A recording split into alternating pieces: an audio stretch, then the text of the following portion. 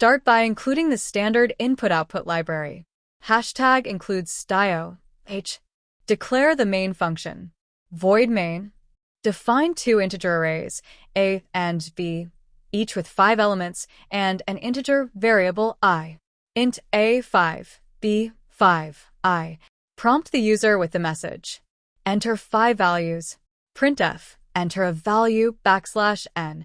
Use a for loop to read 5 integers into the array A and copy them into array B. For I equals 0, I less than 5, I plus plus. Scanf, %d, and AI. B, I equals AI. Declare 2 more integer variables, j and temp. Int j, temp. Reverse the array A using a for loop. For I equals 0, j equals 4, I less than j, I plus plus j. Temp equals AI. AI equals AJ. AJ equals temp. Initialize a counter variable count to 0. Int count equals 0. Compare the original array B with the reversed array A. Use a for loop. For I equals 0, I less than 5, I plus plus.